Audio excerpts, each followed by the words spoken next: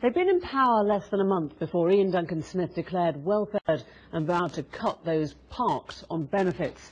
Thus, welfare reform became one of the big set pieces of coalition government, intended not only to change culture but to cut back a multi-headed hydra of public spending. 4 years on, how's that revolution going? Today, the Public Accounts Committee deemed the personal independent payment a fiasco, universal credits emerging as similarly fraught, and the BBC has unearthed findings that the self-imposed welfare cap may have to be broken by the government. Some call it spectacular ambition, matched only by spectacular incompetence. Is that fair? Here's Duncan Weldon. I've suspended your claim as there has been a change in your income. Beyond the sensational documentaries and behind the tabloid headlines, what's really going on with our welfare system?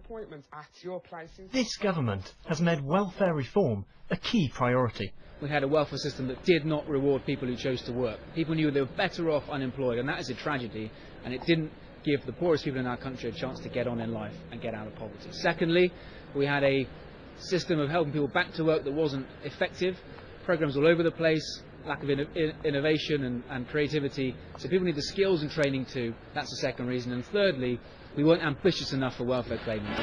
Not since the Beveridge Report of the 1940s has any government attempted such sweeping welfare reforms. Beveridge's report aimed to eliminate the 5 so-called giants: squalor, ignorance, want, idleness and disease. This government have added a 6th giant: cost. In real terms, the Working Age Welfare Bill rose from 2010 to 2012 as economic growth was weak and inflation high. It has fallen since and is projected to be broadly flat over the coming years. Welfare is about more than just saving money. One major aim of the government is to increase work incentives and get more people into employment. Been in and out of prison basically for the last sort of 10 years. Came from a broken home. Mum died when I was very young. Got into sort of gang life. Didn't think there was any turning it around. My last sentence grew up quite a bit. Got introduced to the work programme. And that really has changed my life. I know that sounds a bit of a cliche, but it has. I'm working every day in a job that I really enjoy doing. Some believe the government has taken on too much. The government is trying to reform disability benefits, introduce the new universal credit and reform the system of support for the long-term unemployed all at the same time.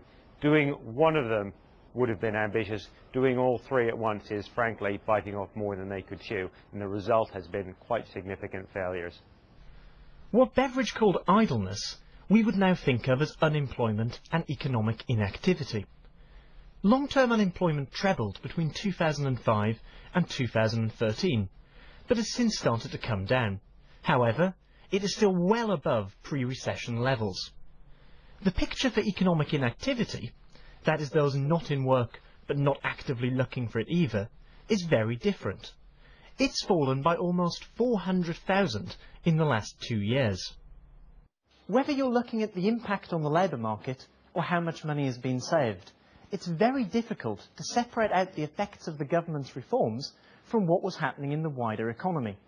Structural changes in the labour market take time to have an impact. You can't judge the success in real time. 4 years might seem like a political eternity, but economically it's still too early to tell. For some people affected by the changes, it isn't too early to judge success. I've got a degree, I'm a qualified teacher, therefore if I'm having difficulty, how's everybody else coping with this? I got so stressed that I can't honestly say it caused me to go into a mental hospital, but the stress that it was causing me about getting reforms done and right certainly was a contributory factor, so that when something else happened, I was not in the right frame of mind and ended up with 3 weeks in a mental hospital after attempting to commit suicide. Whoever wins the next election, it is likely we'll see further reform.